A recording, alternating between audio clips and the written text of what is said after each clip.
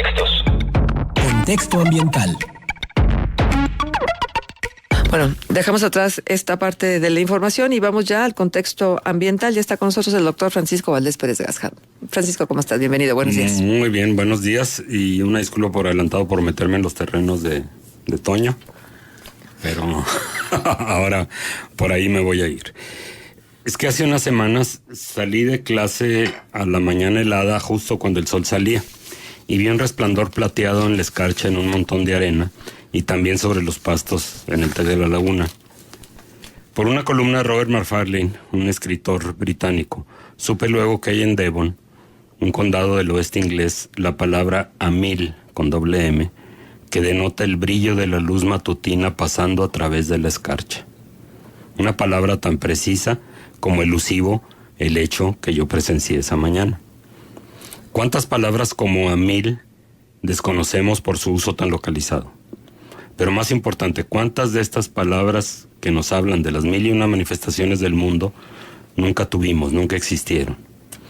¿Cuántas perdimos y cuántas conservamos como moyote, asquelo, terregal en nuestro peregrinar hasta terminar en este pedazo de desierto? Wittgenstein, un filósofo austríaco, dijo que los límites de mi lenguaje son los límites de mi mundo. Y creo que es aquí donde yace el nudo de uno de nuestros grandes problemas. Ante nuestra carencia lexicográfica nos asalta la orfandad material. La tierra sin nombres pierde valor y pierde estima. Macfarlane nos cuenta la historia del páramo de Brindle en la isla de Lewis, en las Hébrides exteriores, en el norte de Escocia. Un sitio vacío, vasto y bello, a punto de sucumbir a un gran desarrollo de molinos de viento. Una tierra sin valor económico ni lingüístico. El sitio ideal para un proyecto como este. Hasta que un grupo de vecinos se lanzó a defenderlo. Y lo hizo en parte con un arma increíble, compilando un glosario de la turba, un frasiario contra la desacración, le llamaron ellos. Abro un paréntesis, la turba no es en este caso una multitud agitada y en desorden, sino una especie de carbón ligero y esponjoso, de bajo valor energético que se forma en lugares pantanosos debido a la descomposición de la vegetación. Aquello que se forma en el fondo de un páramo, vamos. Hay en ese glosario palabras del gaélico, la lengua antigua de los celtas, que todavía se habla en esas partes del mundo, que denotan a un chorrito de agua que discurre como si fueran venas o tendones. Una palabra para llamarle a eso. Una palabra para llamarle a un área de pasto verde en forma de luna a la orilla de un arroyo. Otra palabra para denotar las sombras que sobre el páramo proyectan las nubes que viajan rápidas en días de viento. Todo esto me lleva a mí a concluir que para salvar un sitio, un paraje, una sierra, un bosque fresco a las orillas de un río de desierto, vamos a requerir también una nomenclatura del paisaje y una nomenclatura, un léxico de cómo es que nosotros nos conectamos con ese paisaje. Sí. Seguimos inventando palabras, ¿no? Tendremos que inventar palabras para poder dar con la palabra precisa. Sí, y que eso no se nos quede fuera, ¿no? Porque si se nos queda fuera nunca le vamos a tener ninguna estima y lo vamos a perder. Decía yo hace rato que recuerdo cuando veía Sopa de Letras y lástima que no tomé nota y no había manera de grabar, igual está por ahí en YouTube, se pusieron a decir para cada gran gato cuál era el sonido que hacía. Hoy en día para usted y para mí el tigre ruge y el león ruge y el puma ruge, aunque no ruja, y todo el mundo, todos los grandes gatos rugen. Y resulta que no, solo se me grabó que la pantera parpa.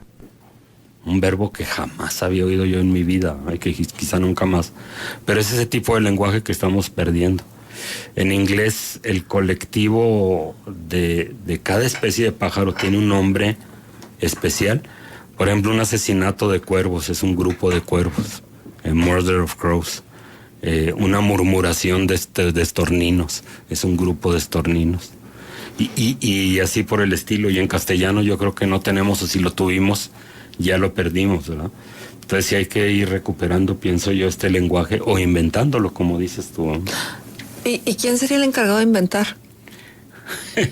una academia de lenguaje natural. No sé la verdad. O es lo popular, o sea, que cada palabra se vaya asentando dentro de una comunidad y sea utilizada cada vez más y más y más, y luego ya trascienda fronteras y así. Sí, te aseguro que en el campo lagunero hoy en día debe haber un montón de palabras para describir el cielo, las nubes, porque aquí es bien importante cómo vienen las nubes, ¿no?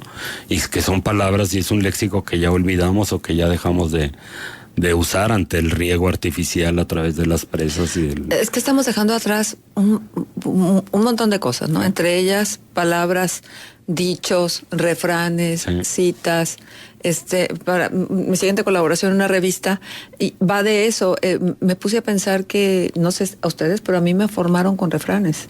Sí. En mi casa, para todo era un refrán, sí, pero además refranes duros, o sea, donde te colocaban y no había manera de moverte, y te obligaban a que encontraras en la metáfora también la lección, y entonces era un poco retar a tu comprensión, a tu capacidad de comprensión. Y entonces yo digo, ¿cómo estarán formando ahora las mamás jóvenes a sus hijos? Fíjate, estaba viendo precisamente en otra columna de este autor, de McFarlane. Él decía que se puso a ver el diccionario Oxford de la juventud, un diccionario que sale cada determinado número de años para jóvenes, en inglés. Y en la última edición quitaron palabras como fresno, bellota, helecho, porque ya los jóvenes no las usan. Incluyeron blog, chatroom y cosas que tienen que ver con el mundo virtual. O sea, cómo estamos perdiendo el contacto con el mundo real para pasarnos al mundo virtual, los jóvenes. Es una verdadera tragedia. Ya que está el profesor aquí con nosotros, ¿también no les da la impresión que muy pronto de verdad va a ser un solo idioma? Porque cada vez los anglicismos, por ejemplo, son pan de todos los días, y además ya como apropiados por los jóvenes. Entonces todo este lenguaje que tiene que ver con que si te dicen el final de la película, con que si te andan por ahí buscando e indagando en las redes, o sea, para todo hay un concepto, un término, pero es un anglicismo, y entonces ya está totalmente adaptado al lenguaje propio de los jóvenes. Y los anglicismos submarinos, o sea, que ni cuenta nos damos que son anglicismos y los decimos. El otro día oía en un programa de Grem que decía un político, no me hace sentido. Eso es anglicismo total. Lo voy a aplicar para tal examen. Sí, se nos están colando anglicismos por todos lados. También hay palabras propias de nuestro idioma y de las lenguas romances que llegan al inglés y luego nos rebotan cuando ya las dejamos de usar en las lenguas romances. Ajá. Me acuerdo hace años me tocó ser presidente de un comité de empleados de un colegio, y me reunía a cenar una vez por semana con el director general de ese colegio, un colegio bilingüe, ya sabe cuál. Y el doctor Donald Wise me decía, Mexican people are used to procrastinate. Los mexicanos están acostumbrados a postergar, a dejar todo para después. Pero procrastinación es un término que viene de las lenguas romances. De hecho, en latín cras significa mañana. Hodimi tras crastivi significa hoy por mí, mañana por ti. Es un refrán, un latinajo que aparece en muchos diccionarios de latinismos. Entonces, sí hay una depauperación del lenguaje, y hay también el uso acomplejado del inglés de algunas personas que creen que por emplear el inglés cuando no es necesario, están en otra categoría. No hace mucho, en una de las universidades donde trabajo en varias, escuché a un mexicano hasta las cachas hablar con la secretaria en inglés, y un inglés muy pobre, por cierto. Ajá. Y yo le pregunté a la secretaria, ¿este maestro es extranjero? Me dijo, no, es mexicano. ¿Y por qué habla en inglés? Entiendo que haya políticas, por ejemplo, si es una licenciatura internacional, de hablar en inglés cuando los alumnos están en clase. Pero fuera de la clase y con una secretaria mexicana, ¿por qué un mexicano habla en inglés? Es ridículo, es absurdo. Entonces, en parte también son los complejos de ciertos individuos que menosprecian su hermosa lengua, que es la lengua castellana. Sí. ¿Qué de lo que a ti te toca no has encontrado la palabra precisa para poder definirlo y expresarlo? ¿Qué de lo que tú has visto, qué de lo que tú has sentido? Anda, pues un montón de cosas. Para empezar, te digo, esa escarcha sobre un montón de arena en donde le pegaba el sol que apenas iba saliendo, ¿no? Y luego voy descubriendo que en una parte de Inglaterra sí hay una palabra precisa para eso, ¿por qué nosotros no? Y eso a cada momento, ¿no? Tienes que describirlo con frases muy largas, ¿no? Sí, o a veces cursis, ¿no? Por ejemplo, con Sí. lo que está pasando con nuestros cielos. Sí, debería de haber una definición para esa locura del cielo Sí. y sus colores, Sí. sobre todo en determinados momentos del año. Han venido retratando el cielo lagunero de estos últimos días y no es espectacular, es que no es espectacular, es algo más. Sí, ¿no? sí. Yo, por ejemplo, tengo un término que inventé yo, el del cielo de salmón.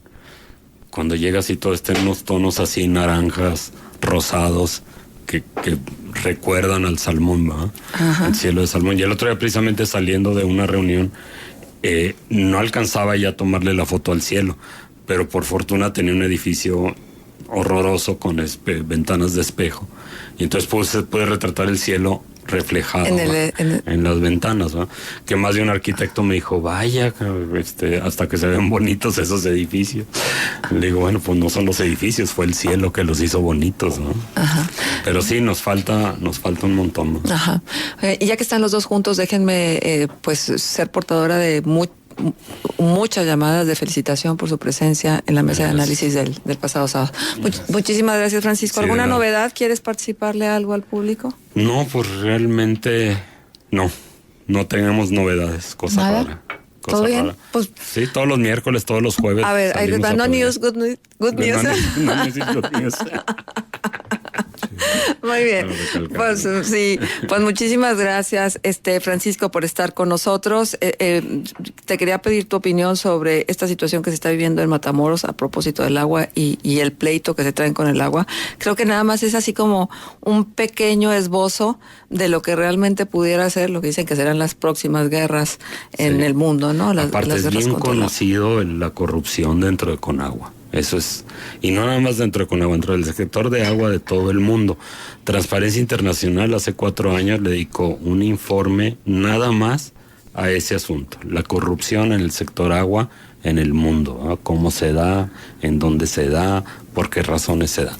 Entonces, esto que hay estas acusaciones mutuas de corrupción, de que tú te robas el agua y que debe haber una policía hidráulica, no me llama nada la atención. Bien, pues muchísimas gracias otra vez, Francisco, por estar con nosotros. ¿Nos dejas punto de contacto? Sí, mi Twitter, que es F Valdés P. Gracias. Vamos a la pausa y regresamos enseguida a 8:42 minutos, 13 grados centígrados.